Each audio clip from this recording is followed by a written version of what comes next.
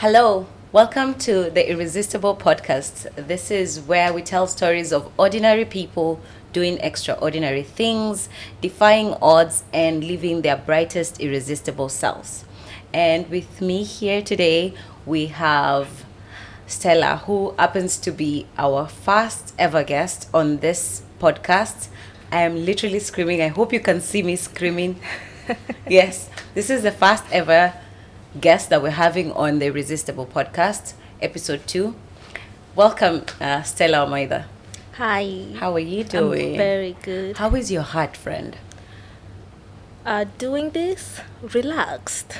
I love that. Yeah, and it has everything to do with you, so. Really? Yes. Okay, I love that. Welcome here. Feel at home for the next 40 or so minutes. Mm-hmm. Yeah, we want to talk about defying odds, or what that means. And we're going to start small. We're going to start with where are we right now? We're in Dubai. Yeah. Recording a podcast. Right. Literally, my inner child is also screaming right now, like, we're in Dubai, recording a podcast. Two beautiful, beautiful black girls, telling ordinary stories that are not so ordinary. There are so many things that you've had to defy to be here. How long have you been in Dubai? I've been in Dubai for the last 5 years. 5 years? Yeah. That's a long time. It feels like it, but you know Dubai, time flies. Time does fly, and it's so beautiful. You don't even get to see how it flies. No. And also, I'm saying it's a long time because people get sieved out. People get like, I can't do this anymore. So many things change and people have to go back home. But year 1, year 2, year 3, year 4, year 5, and you're still here. Yeah. You look like you're flourishing. I know you're thriving. So tell us, what brought you to Dubai? Tell us your Dubai story. Oh, wow. I don't know exactly where to start. Mm-hmm. And when you just talked about 5 years, I thought of it as a child who was born 5 years ago. That child is going to school, so it is a long time. It is a long time. Yeah. When you put that. Yeah. Mm-hmm. And well, my journey to Dubai was quite the unusual journey. I never had intentions to be in Dubai. It just came to me, and I took the leap, and I traveled here. I was just supposed to check it out, see how Dubai is like. Probably go home, then plan on coming back officially. I didn't come here with savings, a 5-year plan or whatever. So I'm just here. It's in February, I remember, 2020. Okay. And 2020? Yes. During Corona? Right before, actually. Well, there were just rumors about it. Nobody knew what could happen. I mean, people were wearing masks here and there in the metro. So it's my first month. I feel like it's vacation since I'm in Dubai. Where are you living? It's vacation. Where are you living in Dubai? At that time, I was in Marina. You started high. You know, Marina is like high-end and stuff like that. You started on the top. Yeah, in my defense, it was supposed to be, I'm checking it out, so let me see. I didn't even know that was the best part of Dubai. Like, that's how naive I was. I love that. I just knew that this is the place I was told. It's okay. It's okay. It's okay. Okay. I love the person who told me that, for that. So yeah, I'm just there.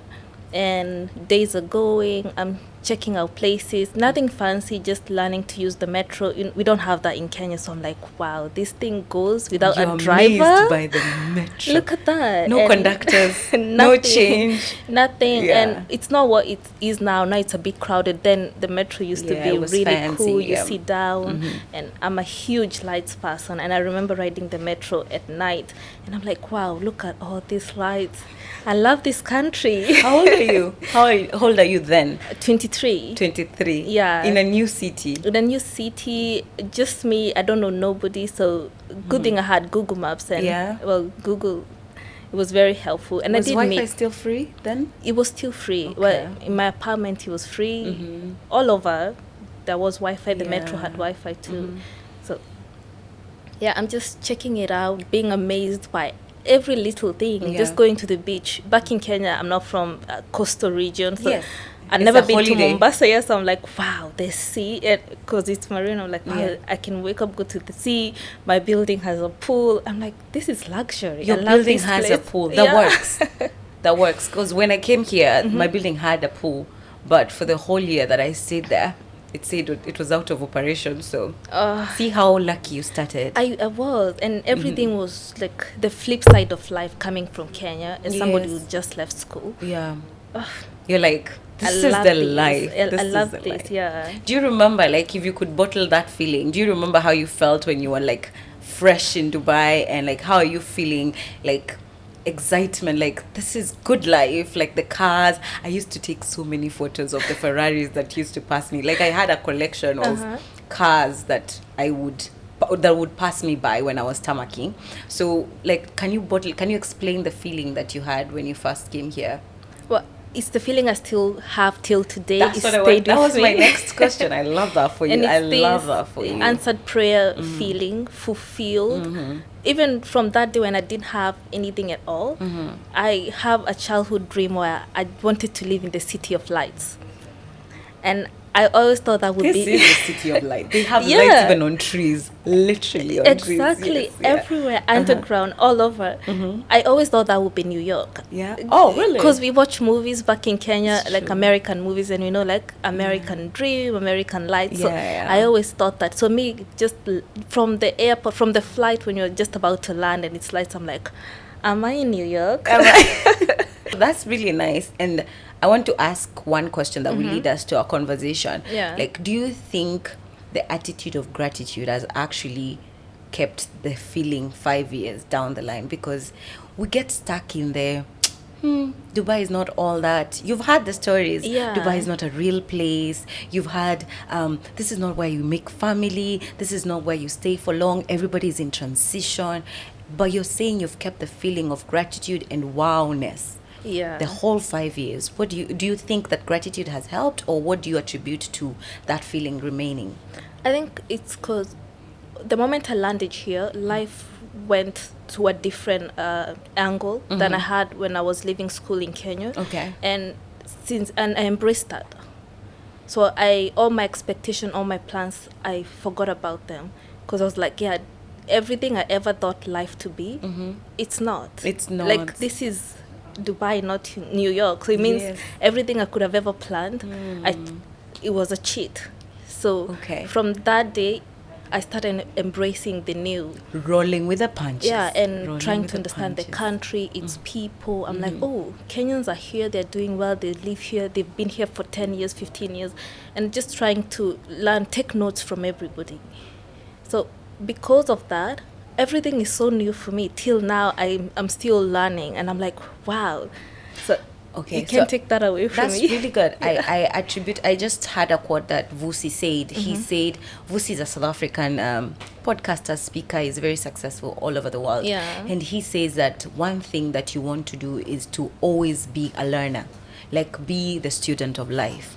And that is what you're doing. You're saying that you're taking notes from people. You're saying you're refusing to see that this is normal. Yeah. You're refusing to lose your sense of amazement, because many people lose it and they just make it routine to just exist. And one of the reasons why this podcast is so dear to me, and it's like a passion project, it is a passion project, is because I want to tell stories of people like you and me who come here and believe that you just did a statement. Yeah. Kenyans are here doing great things. Right. That part, it took me 1.5 years to convince everybody around me that Kenyans are here doing amazing things. Because unlike you, I fell on the other side of Dubai, where everyone was complacent, living very mediocre lives, and the only kind of work that Africans did was a particular Yeah. group. You know Yeah. what I'm talking Yeah, I about. do. We're gonna exploit here. Yeah, so it's very nice that you fell on the side of everything works. People are doing amazing. Kenyans are driving big cars. Africans are living large. They can get jobs. And I see how your journey Yeah. has rolled out to be that. So my question is, like, does mindset play a big role in how your world turns out? Yeah, mindset is key. It's really key. I've learned to be crazy positive.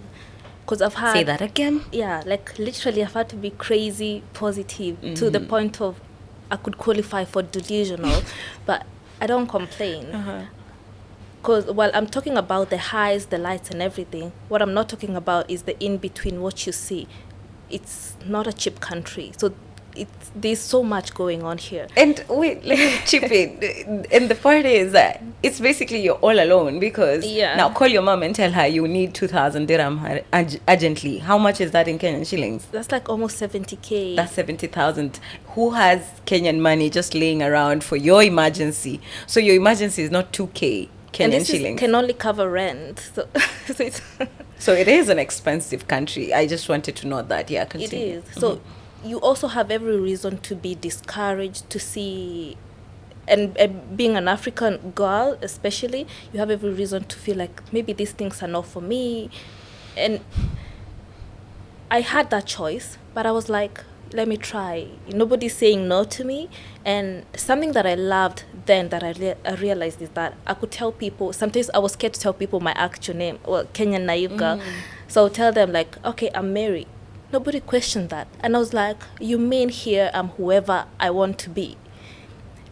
And it Say just that. Yeah, you Yeah. can be. Oh, that is so powerful. One of the many reasons I like you is because you say things that I know, but then you wow me every single time because, like, yes, you can be exactly who you want to be. That's why you're on this podcast. Yes, continue. Yeah, so I was like, so I just told them I'm Mary. I lied about my country. Nobody questioned it. Yeah. Okay. Sorry. It's okay. Uh-huh. Nobody questioned that. And I was like, I can be whoever I want to You can be. be whoever So you want. nobody's going to tell me I cannot get an office job. Or I cannot do this. I cannot dress like this. I cannot show up in this room. Because they're not looking at me and thinking you're an African girl, you should not be here. It's all in your head. They embrace you. You show up there, even with doubts and everything. You find people in that room who you Yeah. think are above you. They're also scared to be in that room. And they have no reason to be, according to me. I'll be like, you've got a great passport, you've gone to great schools.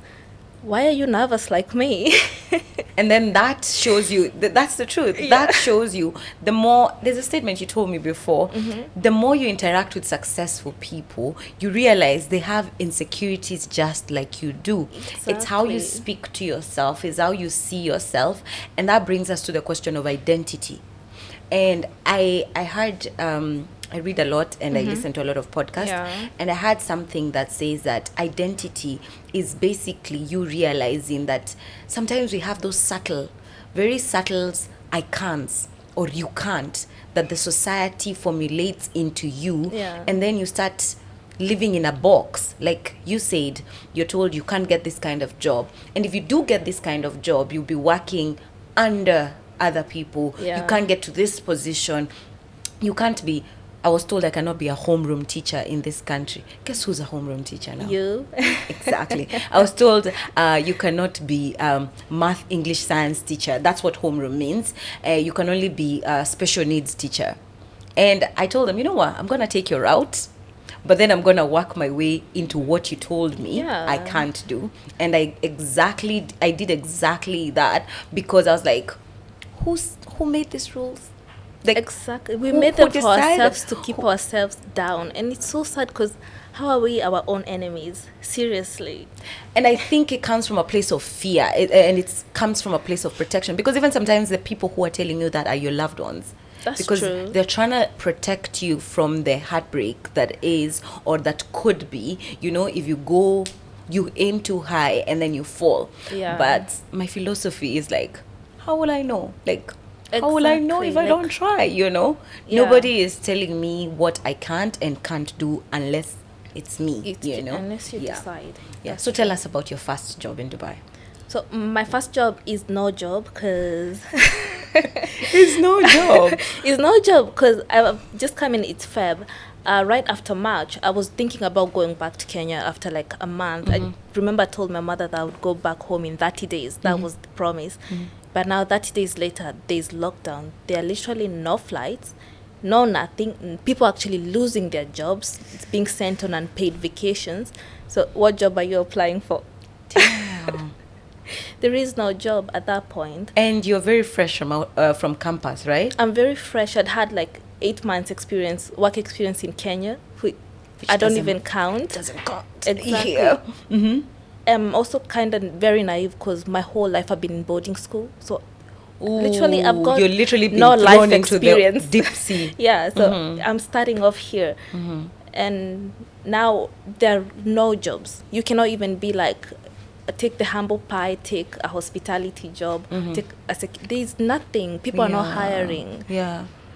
And the worst off is that I cannot quit, be like, oh, let me go back home, because you cannot book a flight. There's no flights to go back home. So you are forced to stay. I'm forced to stay. And now, again, the mentality, you have to shift your mindset to something has to give.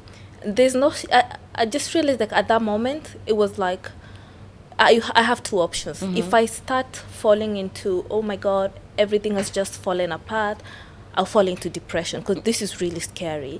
And I'm not even feeling comfortable to explain to my family like exactly how bad this is. Would they get it though, even if you tried? They wouldn't. So it's like, I need to get it together so that even when I receive a phone call from home, I sound okay.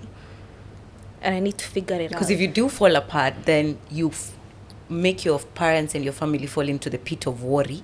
And it really, there's nothing they can do. They can book a flight for me with... Yeah. They can't even send a private jet if they could. Yeah. There's no saving me. I'm here. There's so no I have saving. to, yeah. But I do credit a lot to God. I saw him really hold me down, really send me people. Being in this country, I've learned to rely on people, which is very strange, because we're told like, oh, don't trust strangers and stuff like that.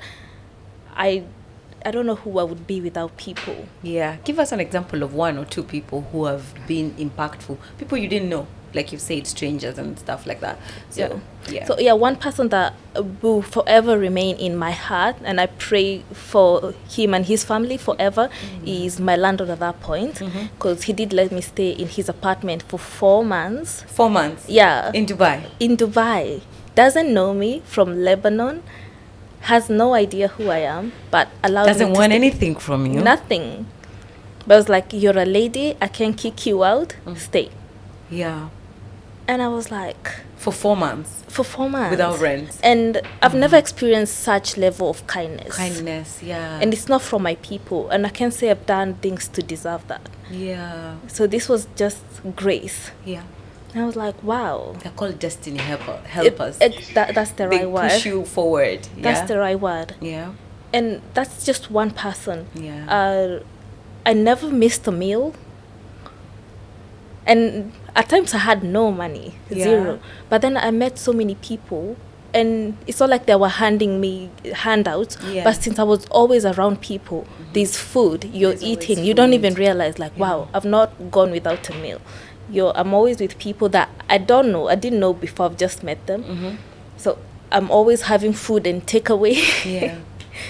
I like that. You keep on mentioning small things like food and everything, and that's one thing. I literally recently met you, and I'm the queen of gratitude, affirmations and everything.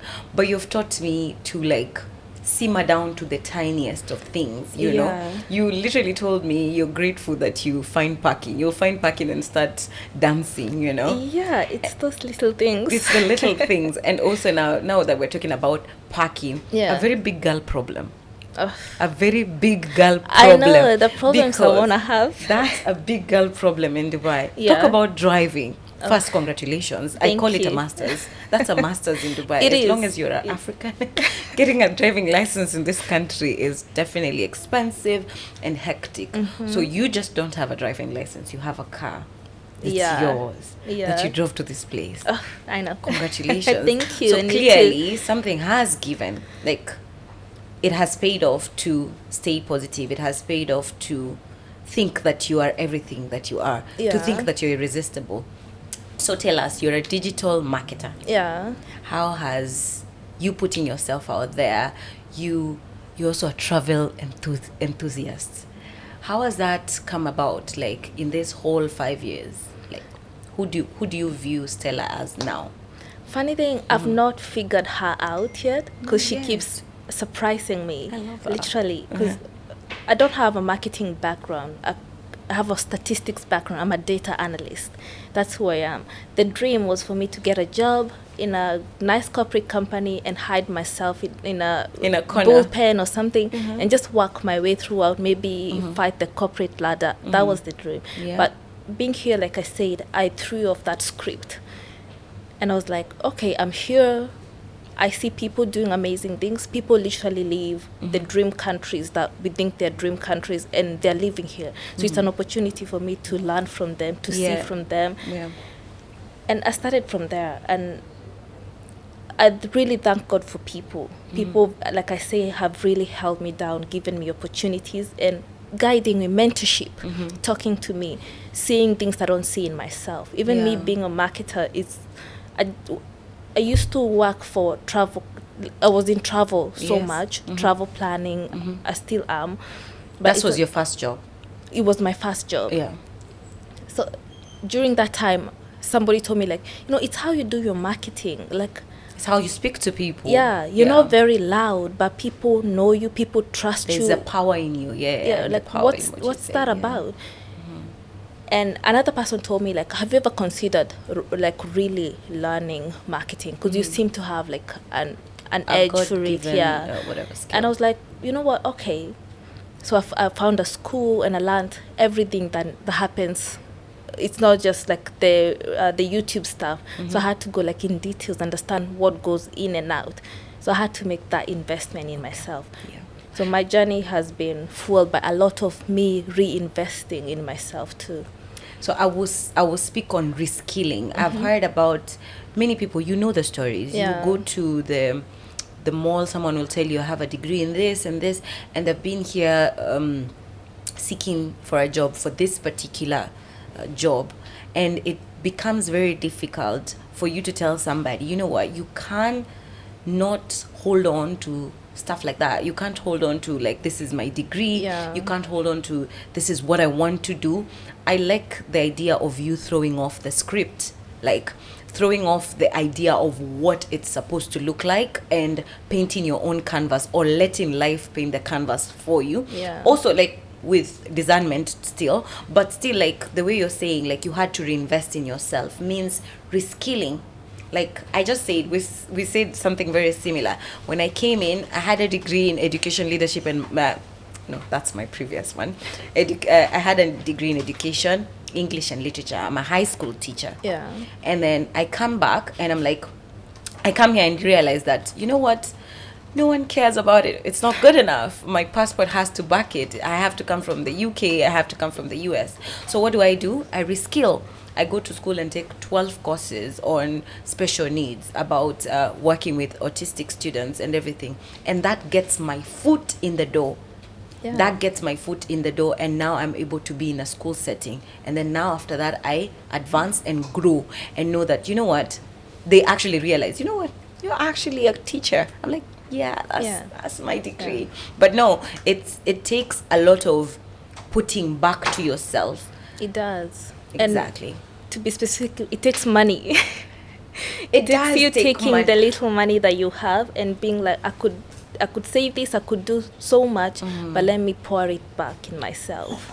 Can I actually add on the fact that sometimes I know it feels like you have to have all of it at once, but that's one thing that Dubai offers us. That's one of the many reasons I love Dubai.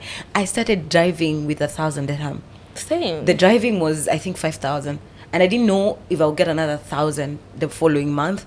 I had just 1,000, and it was 1075. I'll never forget. It was 1075 for the registration and for the, what is this called? File opening. The file opening, the registration, and there's something else. The online, the one that you do online. The online exam.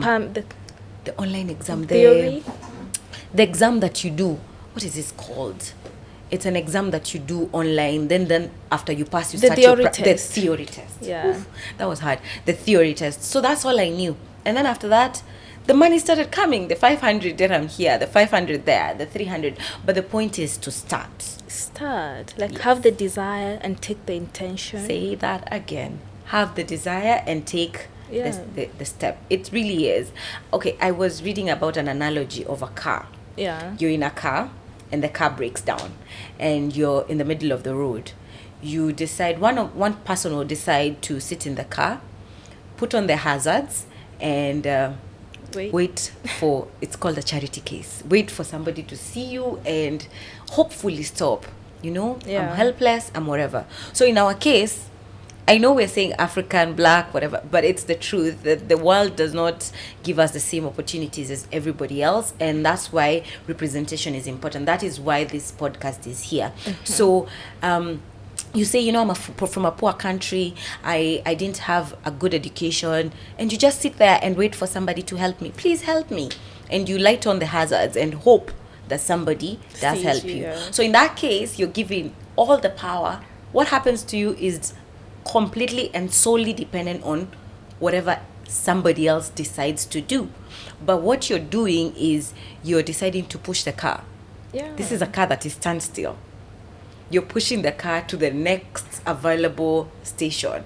And the one thing, now you're the opposite of the other person. You're not putting your hazards on. You're pushing the car. And the hardest part is the starting, because the car doesn't have momentum. It's been stopping. So you have to push. And the fast push is the hardest. But after that, the car gains momentum, and you will find yourself, even you may find a downhill, and you can actually go very easily. So that's exactly what you did. You found momentum, you started, you just pushed, you stayed when you should have left, you allowed yourself to believe that money comes even when you didn't know how, you reskilled, So yeah, that's really, really admirable of you. And what would you tell a young girl, a young Stella at 23 watching you right now? Oh, wow, the stories I would have with her.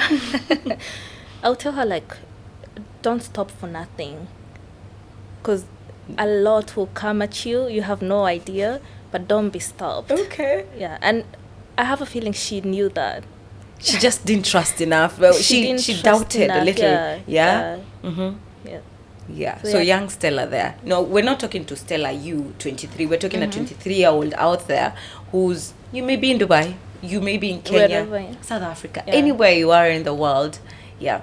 What you think is here to finish you is actually building you and growing you. Yeah. For example, you'll have a young sister or a girl out there who wants to know, what does it feel to be lost? And what is the first step to moving from lost to action? I'll give you a quote by Vusi again. Yeah. He says that the secret to progress is movement. The secret to progress is movement, in the sense that if you're not moving, then there's no progress. So sometimes we're stuck in the what do I do? Yeah. How do I do? I don't know anything. I don't have the capital. So what would you tell that young girl or boy? Yes. Yeah. So like you just said, movement. Sometimes it takes getting out of your house, just going downstairs, talking to one person down there. So, but I always tell people it starts from within. If deep inside you, and I do believe everyone has that little voice that tells you, we're meant for more, we deserve more. If you have that, if it ever talks to you, you don't stay at one place. Do the next thing possible. And sometimes, like I said, the next thing could be leaving the house, going downstairs, talk to your shopkeeper, talk to the person in the lift, but always do something. Take the next action. In marketing, we have INAs. INAs is the immediate next action. It means sometimes you have this task, it seems impossible, and you don't know what you're supposed to do with it. But to make things easier, that's why we have the INA. But what is the immediate next action? Immediate next action you can take to... For someone, I'm learning, because I hope you guys are with your notes, with your notebooks, because for someone like me who wants to see the entire... I want a strategy. I want how do we move from episode 1 to episode 10? I want, who am I hosting for the next 10 episodes? That's why it took so long for me to start this podcast, because I wanted it all figured out. I wanted a laid out plan that works, and I have to know that it works. You see the mistake in that? I want to know it works. I want to be certain that it works. Tell us how that works against me. And as somebody who's been through there, you fall into analysis paralysis. because You now just hear dropping gems, yeah? now you're analyzing so much that the more you know, the more you realize you don't know, and now you cannot move at all. I have been there. Like I've just been paralyzed. Like I know I want to produce, I want to create, I know, and then I go on this You start to advent- spiral. Yeah, the spiral of like I text everybody online, and then I'm like, how can I do this? How did you do this? And it's like they also don't know. They just rolled with the punches. Like they just started. Yeah, You know, yeah. one episode after the other. Like the immediate next. Action. Exactly. Yeah. So yeah, I have been stuck there so many times. Literally, this episode, this podcast is the opposite of that. Like it's like me moving into like the opposite direction of what I do. You know, I always overanalyze things. Yeah, the hardest thing to learn that feels very counterintuitive is surrender. And it feels like, who am I surrendering to again? Yeah, like you didn't create yourself. What do you think? That you're in control? You're not. I didn't even get me here. Exactly. Surrender, like let it Yeah. go. Yeah. And when you surrender, that's when you start to be like, okay, I'm surrendered. I'm not worried about where that lunch is gonna come from. But what can I do? You're Now. oh, let me go to this place. Oh, I know this person. Let me walk there since maybe I don't have money at Yeah. all. Let me walk to this place and go there.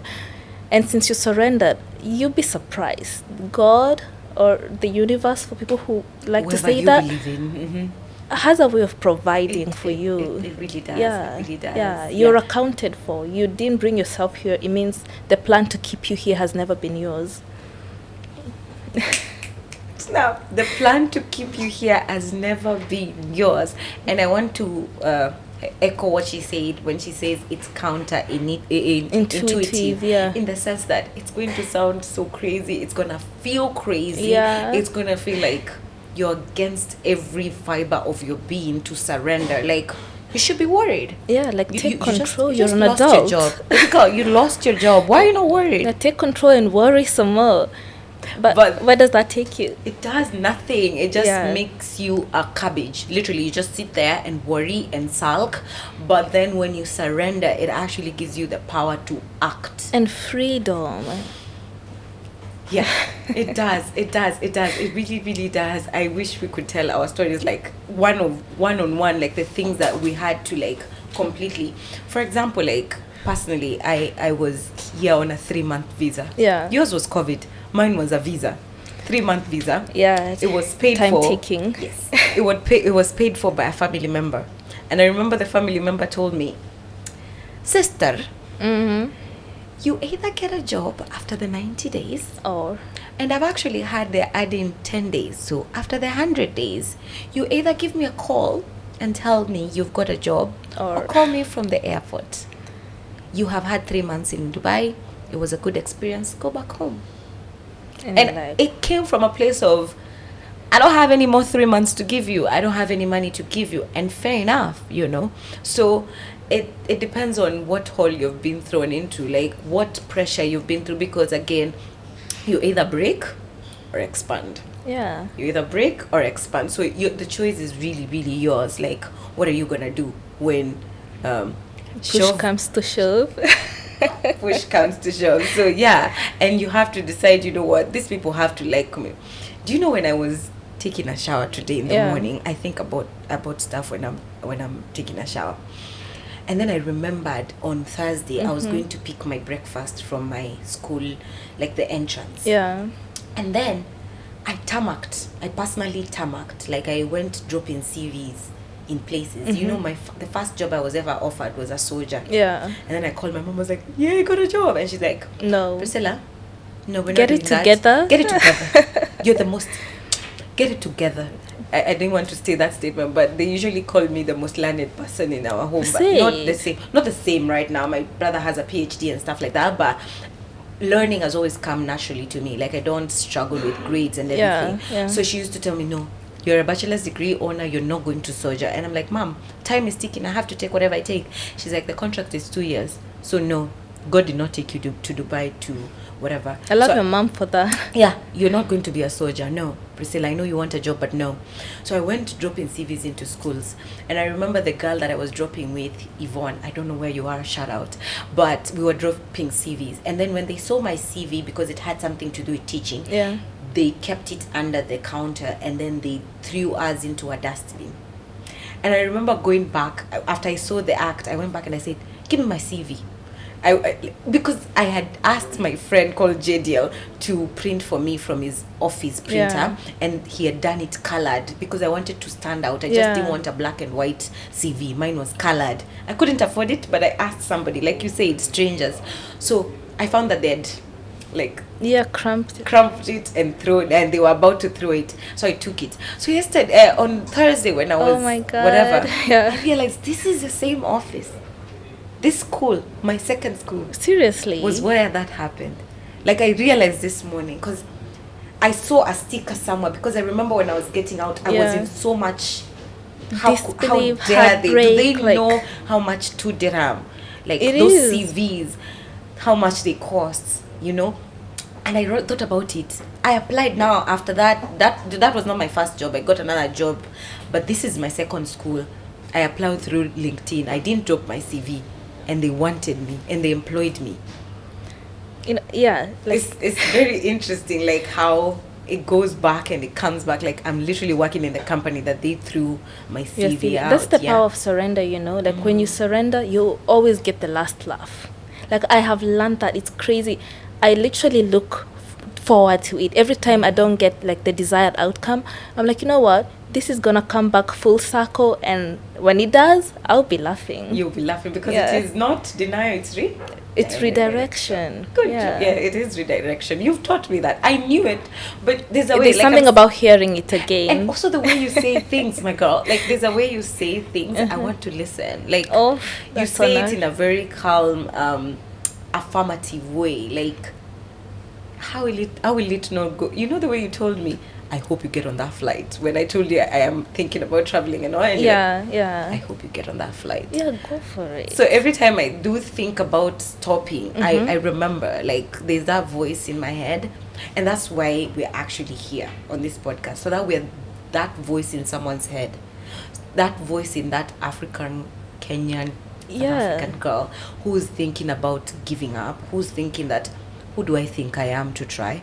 I promise you, you're everything plus some more. And that's So yeah, you're everything plus a bag and chips and dip on the side. And My a- friend says it better. and a dip on the side. She's and gonna a dip say on this, the yeah. side. Yeah. So she told me her friend says that, and I've been saying that. So please believe that you're irresistible. That's the goal of it, and that's why this podcast is called the Irresistible Podcast. And the journey to irresistibility starts with you believing crazy positively that you can, to the point where she says it sounds delusional. Yeah. So yeah, I hope this episode helped you. I want to ask Stella to give us our parting shots. Yeah. Yeah, so I've always been so passionate about young African girls because I've seen my journey and I've seen myself work without a script, without even coming from generations of world where I know what to do. I've seen that. And I know that's the experience with most of us African young women. We want to thank you for being the first ever guest on this podcast. Honestly, thank you for saying yes to you can imagine. I want you to imagine how many no's I've received, because someone wants to see evidence of what I can do first, rightfully so. But you accepted to come on this show without even knowing what it's about. Basically, you don't even know my way of questioning and everything, and you still believed in me and you still believed in us. I keep on saying we, because it's gonna be a team eventually. Yeah. Amen. Amen to that. Yes. So thank you for being part of this irresistible journey that it's gonna be huge for sure, and we want to offer you something small. Oh, thank you so much. Oh my God.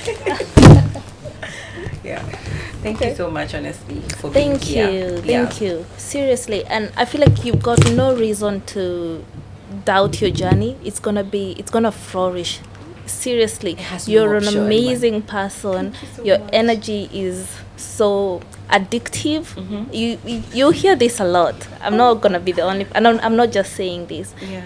you'll see the places you go to. Oh, thank you so much. So thank you for coming, and this is it for the second episode of the Irresistible podcast. We are glad that you tuned in. We're glad that you are here. Please share, like, and subscribe, and I'm so sure that you had one or two things that you would recommend to a friend. Please make sure that you tell a friend about how amazing the Irresistible podcast is, and share our clips when you see them, and follow us on the Irresistible podcast on Instagram. We're going to be on TikTok soon, but for now on Instagram. Thank you so much. Our journey is to 500 subscribers on YouTube. We're 300 and something, so 500 is the journey for now. Thank you so much, and stay blessed and stay positive.